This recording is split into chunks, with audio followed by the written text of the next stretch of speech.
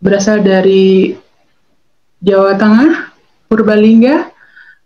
Perkenalkan, nama saya Endri Handayani. Saya latar belakang saya adalah seorang Muslim dan saya dididik dari kecil untuk tidak mengenal Kristen. Di desa kami tidak ada satu orang pun yang beragama Kristen dan kami sangat membenci agama tersebut. Dan saya bersekolah di Madrasah Ibtidaiyah dengan pendidikan yang sangat keras untuk agama Islam ya. Waktu itu saya pulang sekolah sekitar pukul 2. Jadi setiap kali jam 12 kami harus melakukan sholat duhur dulu.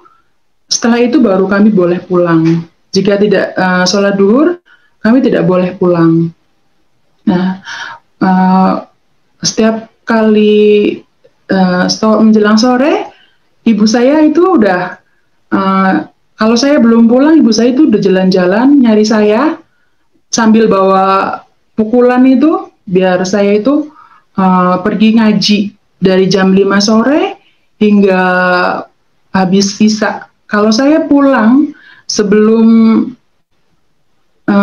habis isya itu, saya dimarahin. Saya dipikirnya jalan-jalan aja, pergi kemana ngelayap, nggak tentu arah. Dan kakak saya itu sangat keras ya orangnya. Kalau saya nggak ngaji, pasti saya dipukul. Dan keluarga saya itu tidak ada yang Kristen, semuanya Muslim. Bahkan dari keturunan kami ada yang menjadi kiai juga, ada juga yang hafidhoh,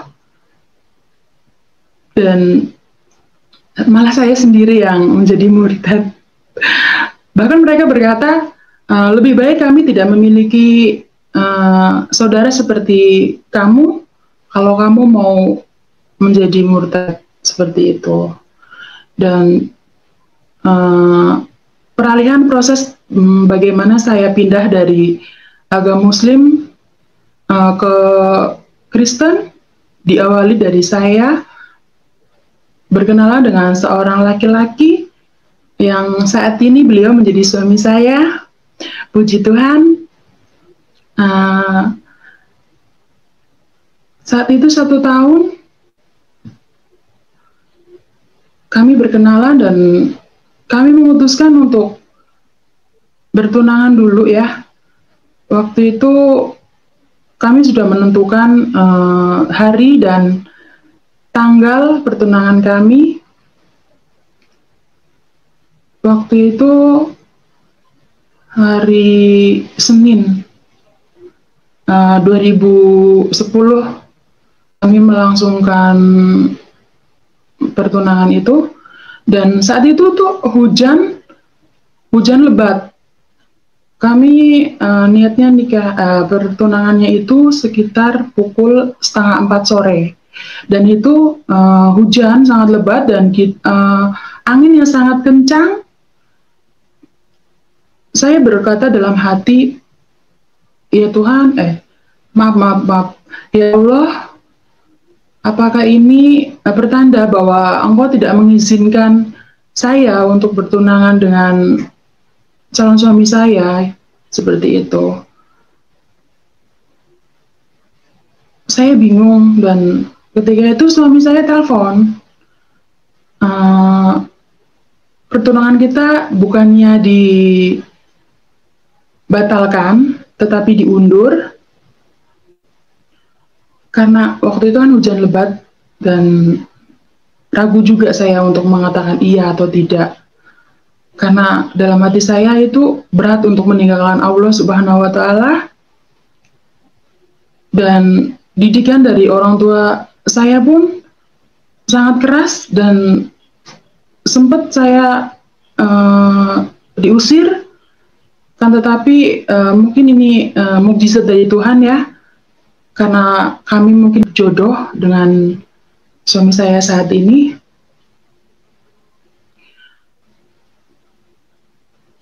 terbesit dalam pikiran saya itu, saya mampu suatu saat saya mampu untuk mengislamkan suami saya. Tapi Tuhan berkata lain. Singkat cerita, setelah pertunangan itu, kami memutuskan untuk menikah. Dan ada tetangga kami yang bilang, di catatan sipil itu boleh menikah untuk dua agama, beda agama ya, boleh. Dan kami ke sana, tanya kepada petugas di sana, dan ternyata menikah untuk dua agama itu tidak diizinkan. Jadi harus salah satu itu harus mengalah. Dan saya bilang sama suami, calon suami waktu itu, saya bilang, Mas, saya nggak mau ya untuk menjadi Kristen. Kalau memang kamu nggak mau menjadi Islam, lebih baik kita pisah. Karena komitmen saya dulu waktu pacaran, saya harus bisa mengislamkan suami saya, calon suami saya itu. Singkat cerita, akhirnya suami saya itu mengalah. Dan dia bilang, ya sudah, lebih baik saya yang ikut Islam. Tapi dengan satu catatan, hanya karena biar kita bisa nikah aja.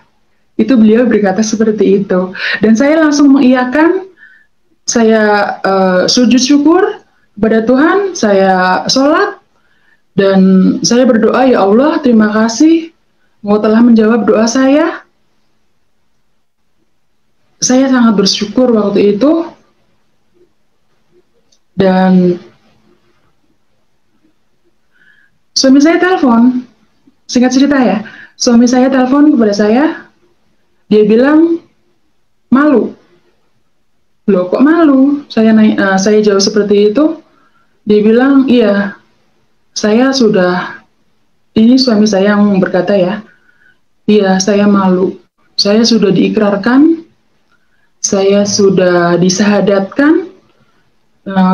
Beliau membaca 2 kalimat syahadat, dan beliau bilang sangat-sangat malu, dan tadinya kami ingin mengakhiri hubungan itu karena beliau bilang malu, tapi ternyata beliau berkata, ya sudah, kita nikah aja. Nah, kami menikahnya itu akhirnya di KUA, kantor urusan agama. Saya juga punya buktinya, buku nikah saya. Dan seiring berjalannya waktu, kami dikaruniai seorang putri. Dia sangat, puji Tuhan, dia sangat cantik, dan dia juga cinta Tuhan. Waktu itu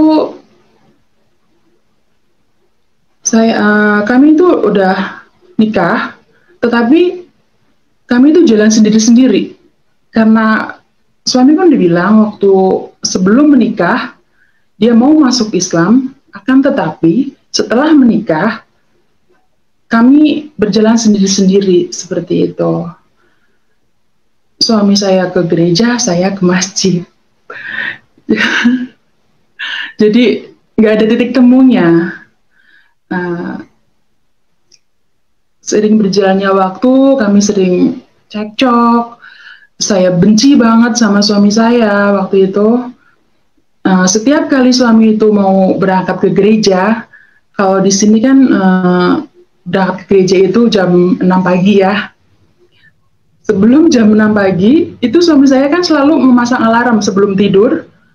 Alarmnya itu selalu dibunyikan setiap jam 5 pagi. Dan sebelum alarm itu berbunyi, saya langsung bangun duluan, matikan alarm itu. Biar suami saya itu nggak berangkat ke gereja. Seperti itu. Itulah jahatnya saya dulu. Dan setiap kali saya mau ke masjid, itu suami selalu bilang, "Ma, kenapa nggak ke masjid? Ini udah jamnya." Nah, kok suami saya tuh kalau mengingatkan saya ketika saya mau ibadah, akan tetapi saya selalu melarang beliau itu untuk ibadah. Uh, Singkat cerita, kami selalu sering cekcok mulut seperti itu, sering berantem karena mungkin kami berbeda keyakinan. Jadi suatu ketika saya bermimpi, dalam mimpi saya itu saya mengalami sakit yang sangat parah. Kaki saya satu bengkak dan tidak bisa berjalan sama sekali, seperti orang lumpuh. Itu cuma satu, kaki sebelah ya. Itu dalam mimpi dan saya dipanggil sama sepupu saya. Beliau bilang sama saya, "Ayo ke sana. Kalau ke sana ada Tuhan Yesus, dan jika kamu ke sana, kamu pasti akan sembuh." Saya yang jawab kepada sepupu saya itu, "Loh, saya kan ini Islam, kok saya harus ke sana sih? Saya nggak percaya Tuhan Yesus." Seperti itu. Dan sepupu saya itu bilang, "Siapa saja yang percaya, entah itu dari agama manapun, entah itu Islam, entah itu apapun itu, jika kamu percaya, kamu pasti sembuh." Dan spontan itu saya berkata, "Ya, saya mau." Saya dipapah, dirangkul seperti itu. Saya melihat di awan itu, iya, terlihat jelas ada Tuhan Yesus, dan di ruangan itu tuh banyak orang yang melihat tapi nggak ada yang melihat. Cuma saya sama abang saya itu, abang sepupu saya itu yang melihat, dan mereka tidak ada yang melihat. Dan saya juga berseru, "Loh, itu kan Tuhannya orang Kristen." "Oh, iya, iya, iya, iya, seperti itu berarti Tuhannya orang Kristen ya." Nah, pagi harinya saya terbangun dan saya bertanya-tanya dalam hati, apa ya arti mimpi itu? Kok saya bisa mimpi Tuhannya orang Kristen? Saya penasaran dalam hati, saya ingin mencari jawaban dari mana. Sedangkan saya sama suami kurang akur, karena saking bencinya saya sama agama Kristen ya. Tapi puji Tuhan, waktu itu bertepatan dengan doa 10 hari. Saya belum mudeng itu waktu dulu, belum maksud apa itu artinya doa 10 hari. Saya bilang ke mama mertua saya, "Mah, besok saya mau ikut ke gereja, boleh apa enggak?" Dan beliau sangat kaget, sebab beliau tuh tahu banget begitu bencinya saya sama Kristen. Dan beliau bilang, "Loh, apa yang membuat kamu itu berubah pikiran seperti itu?" Saya tidak memberikan alasan yang saya mimpi itu, saya tidak memberikan pernyataan seperti itu. Saya cuma diam, saya cuma bilang, "Ya, saya pengen aja, pengen ke gereja." "Oh ya udah, besok malam mulai ikut aja." Ya, seperti itu. Saya langsung malamnya itu saya ke gereja, saya ikut doa 10 hari itu, dan begitu saya masuk ke ruangan itu, terasa aneh. Kok gini ya? ibadahnya orang Kristen seperti itu. Saya duduk di lantai, dia beralaskan karpet, karpet kecil itu saya duduk di situ dan mereka pada bernyanyi-nyanyi gitu, puji Tuhan, menyampaikan puji-pujian ya, seperti itu. Mereka ya, saya bingung seperti di situ. Saya bingung kok kayak gini gitu.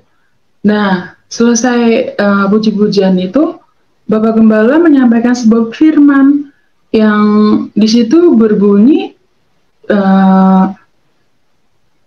kasihilah musuhmu.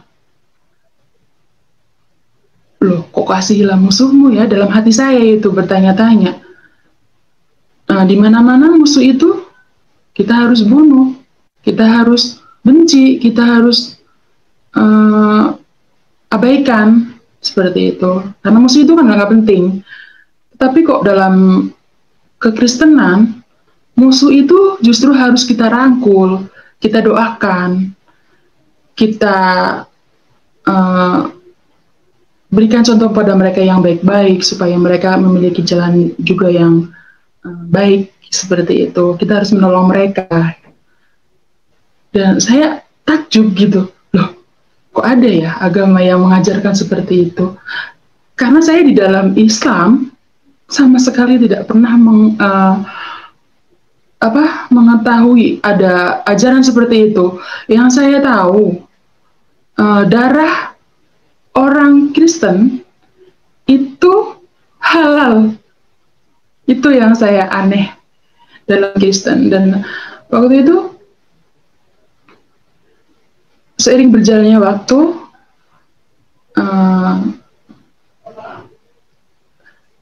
kan terdengar mulai tersiar tuh kabar kalau saya mulai ke gereja. Dan mereka bertanya-tanya, ada yang datang ke rumah langsung, mereka bertanya, apa kamu benar sudah terima Tuhan Yesus?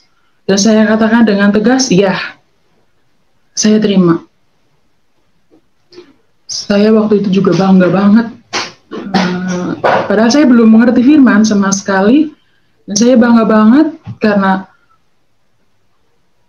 ini loh jalan kebenaran. Musuh aja dikasihi seperti itu.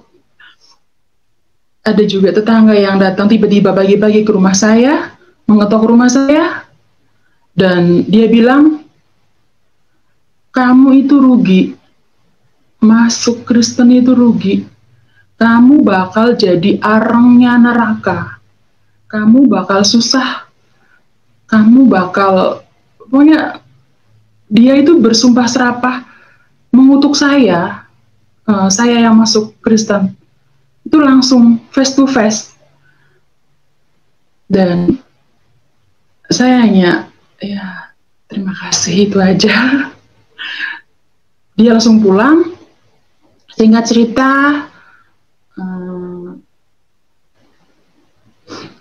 keluarga saya pun mendengar hal seperti itu. Dan abang saya bilang, kamu jangan pernah lagi injak rumah saya. Dan saya tidak memiliki adik seperti kamu.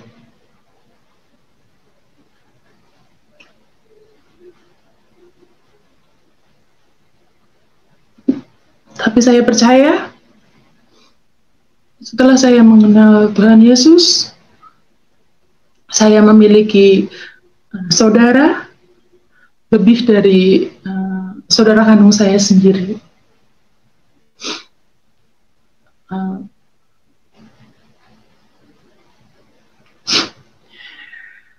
Maaf teman-teman.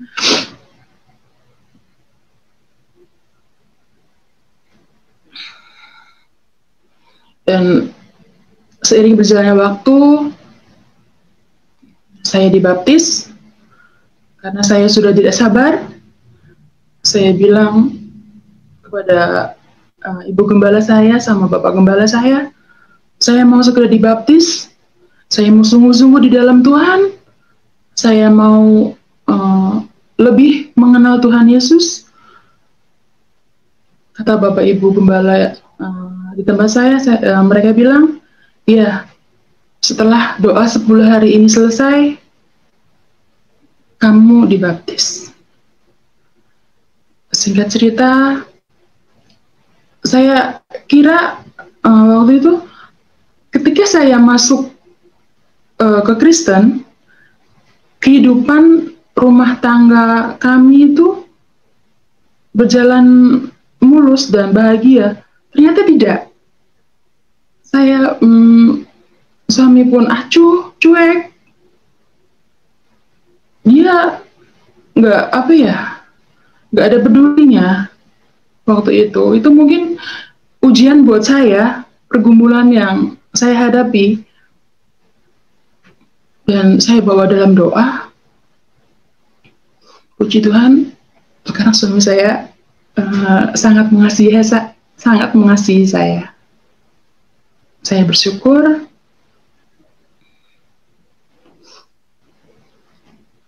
Ternyata setelah itu cuman berjalan 1 bulan. Suami saya itu mengasihi saya itu cuma 1 bulan. Saya pikir itu akan lama, ternyata enggak. Cuman beberapa bulan aja.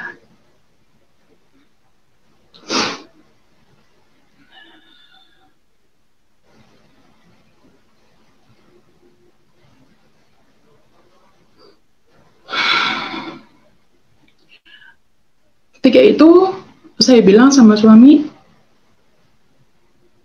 karena kami ribut besar, ada suatu masalah yang kami alami.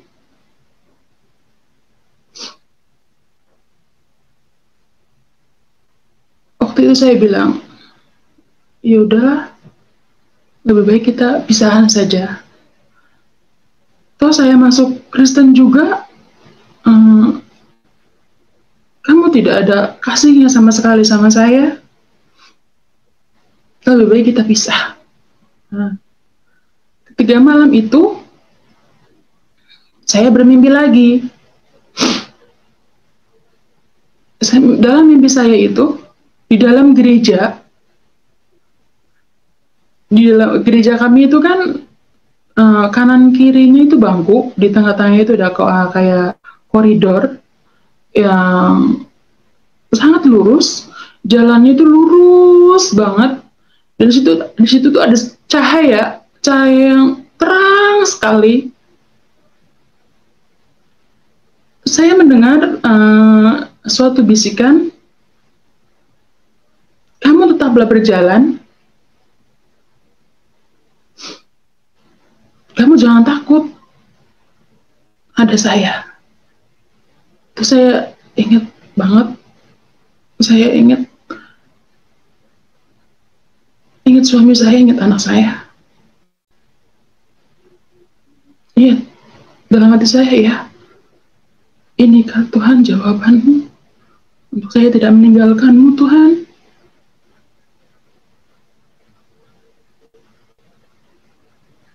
Singkat cerita,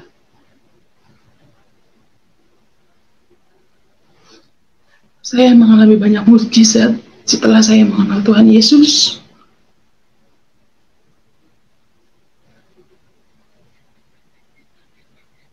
Suatu ketika saya diizinkan sakit tenggorokan yang suaranya sama sekali tidak bisa keluar. Dan saya bilang kepada Ibu Pendeta Indri, saya berkata kepada beliau melalui WA, saya chat beliau, saya bilang, Bu, saya minta doanya, Bu, saya sedang sakit. Dan beliau langsung telepon saya. Beliau berkata, coba Ibu baca di dalam Yohanes 10 ayat 10. Waktu itu saya nggak bisa jawab. Saya bilang, karena suara saya nggak ada sama sekali. Dan Ibu beliau berkata di dalam Yohanes 10 ayat 10, pencuri datang hanya untuk mencuri, membunuh, dan membinasakan. Aku datang supaya mereka mempunyai hidup dan mempunyainya dalam segala kelimpahan. Dan saya mengaminkan, amin. Apa maksudnya itu, Bu? Karena saya belum mengerti firman, dan beliau menjelaskan, setiap sakit yang kita derita itu datangnya bukan dari Tuhan, melainkan dari iblis. Sebelum saya mengenal firman Tuhan, saya berpikir itu kalau kita sakit, ya itu ujian dari Tuhan. Ternyata itu saya salah.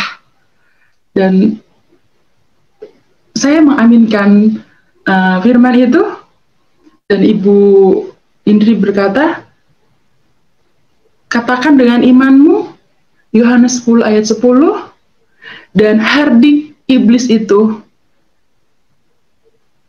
Iya, Bu, saya langsung berkata, amin.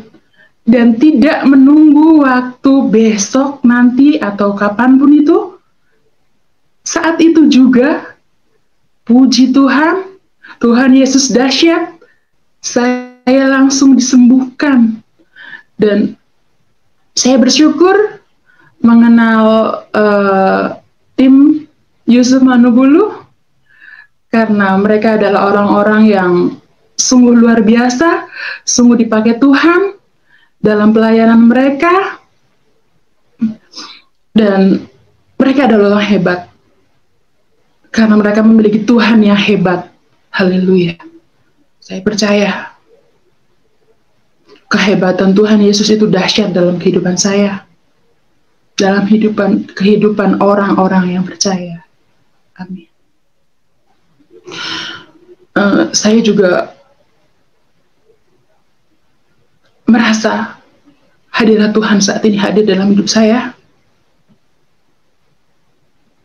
Saya ada saat ini bukan karena kehebatan saya, tetapi Tuhanlah yang hebat. Tuhanlah yang sangat dahsyat. Itulah kesaksian dari saya.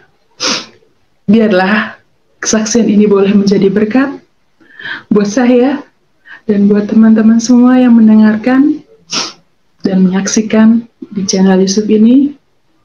Dan waktu dan tempat saya kembalikan